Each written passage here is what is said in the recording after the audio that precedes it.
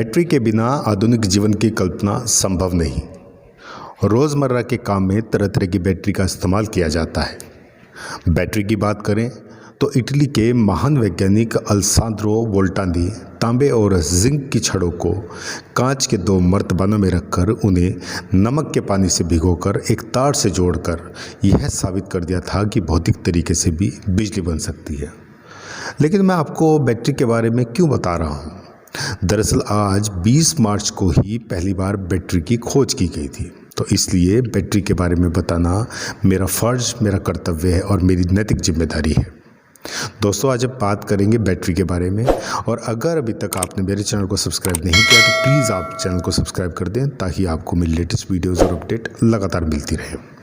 तो बात करते हैं कि बैटरी कब बनी, उसका आविष्कार किसने किया और अभी कितने तरीके की बैटरी हमारे साथ हमारी मार्केट में उपलब्ध है। बैटरी एक या एक से अधिक सेल का कलेक्शन होती है जिनकी केमिकल रिएक्शन की वजह से सर्किट में इलेक्ट्रॉन्स का प्रवाह शुरू हो जाता है। सभी बैटरी 3 बेसिक कंपोनेंट से मिलकर बनी होती है, जिसमें कि एनोड, कैथोड और एक किस्म का इलेक्ट्रोलाइट शामिल है। यानी इलेक्ट्रोलाइट की अगर हम बात करें तो वो एक तरीके का बैटरी अम्ल होता है।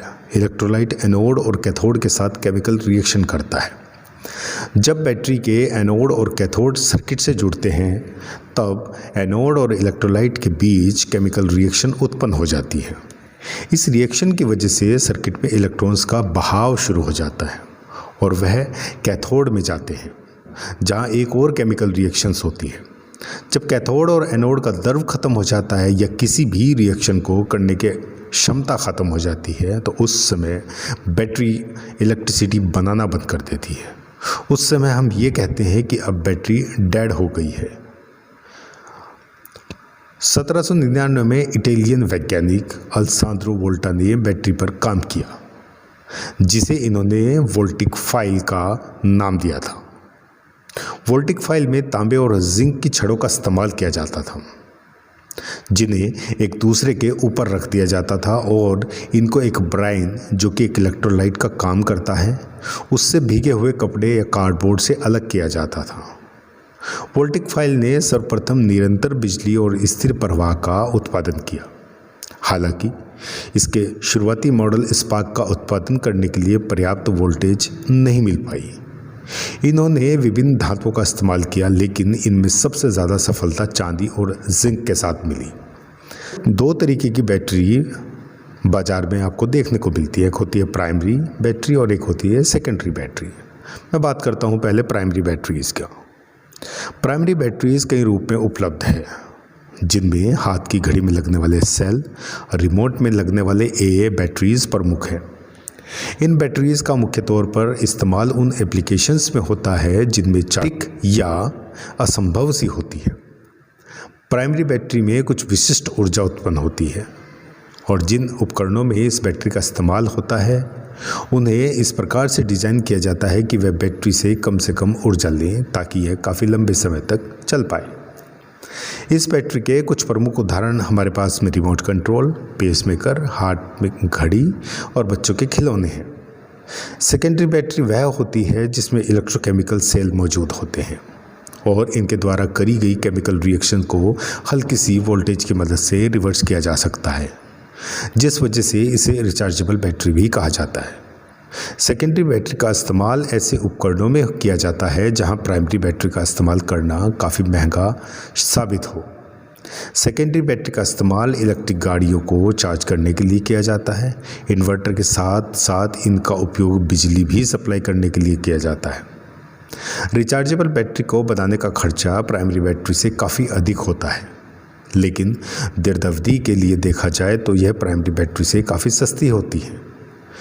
सेकेंडरी बैटरी मुख्य तौर पर 4 भागों में विभाजित है। सबसे पहली है lithium ion. Lithium ion battery rechargeable battery में सबसे ज़्यादा प्रचलित है। इनका इस्तेमाल कई इलेक्ट्रॉनिक्स उपकरणों में किया जाता है, जिसमें स्मार्टफोन और घर के सभी इलेक्ट्रॉनिक्स उपकरण प्रमुख होते हैं। यह काफ़ी हल्की होती है, जिस वजह से इसका इस्तेमाल एरोस्पेस और मिलिट्री उपकरण में भी किया जाता है।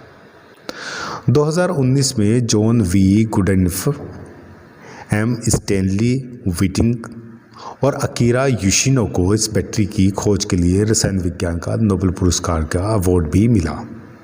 97 वर्षीय प्रोफेसर गुडिनफ नोबेल पुरस्कार के इतिहास में इसे जीतने वाले सबसे ज़्यादा उम्र के वैज्ञानिक बने। वहीं हमारे पास दूसरी बैटरी होती है निकल कैडमियम बैटरी। निकल कैडमियम बैटरी रिचार्जेबल बैटरी का ही एक प्रकार है, जिसे इलेक्ट्रोड के रूप में निकल ऑक्साइड, हाइड्रोक्साइड और मेटल कैडमियम का उपयोग करके बनाया जाता है। निकल कैडमियम बैटरी उपयोग में नहीं होने पर वोल्टेज और चार्ज को बनाए रखने में काफ़ी उत्तम मानी जाती है। अन्य रिचार्जेबल बैटरी के साथ इसकी तुलना करी जाए तो यह कम तापमान पर भी काफ़ी अच्छा प्रदर्शन करती है और इसका जीवन चक्र भी कम तापमान में काफ़ी बेहतर माना जाता है। निकल कैडमियम बैटरी का इस्तेमाल अलग अलग उपयोग में किया जाता है या इसे 2 या 2 से अधिक रूप में इकट्ठा करके इसका इस्तेमाल किया जाता है। अगली है हमारे निकल मेटल हाइड्राइड बैटरी। यह रिचार्जेबल बैटरी का एक और प्रकार है। इसके पॉजिटिव इलेक्ट्रोड्स में chemical reactions nickel cadmium cell के समान ही होती है, क्योंकि यह दोनों एक ही प्रकार के निकल ऑक्साइड, हाइड्रोक्साइड का उपयोग करते हैं। हालांकि निकल मेटल हाइड्रोक्साइड अपने निगेटिव इलेक्ट्रोड्स के तौर पर कैडमियम के बजाय हाइड्रोजन को सोखने वाला एलॉय का इस्तेमाल भी करता है। वहीं अंतिम बैटरी हमारे पास में है lead acid battery. Lead acid battery का इस्तेमाल भारी काम करने वाली मशीनों में किया जाता है, क्योंकि यह कम लागत की होने के अलावा काफ़ी विश्वसनीय भी होती है। इनका आकार काफ़ी विशाल होता है और इनके ज़्यादा वजन के कारण इनका सौर पैनल, वाहन इग्निशन, पावर बैकअप के तौर पर इसका इस्तेमाल किया जाता है। Lead acid battery rechargeable battery में सबसे पुराना प्रकार है और यह आज भी काफ़ी महत्वपूर्ण मानी जाती है। दोस्तों, अगर आपको ये जानकारी जो मैंने दी है वो बहुत सटीक और अच्छी लगती है तो आप मेरे लिए चैनल को सब्सक्राइब कर सकते हैं। बेल आइकन को ज़रूर प्रेस करें ताकि आपको लेटेस्ट वीडियोस और अपडेट मिलती रहे, और साथ ही आप लाइक, शेयर और कमेंट करके मेरा मनोबल बढ़ाएं ताकि मैं आपके लिए और ऐसी ही वीडियोज़ जिससे आपका ज्ञानवर्धन होता रहे मैं आपके लिए बनाता रहूँ। तब तक के लिए नमस्कार।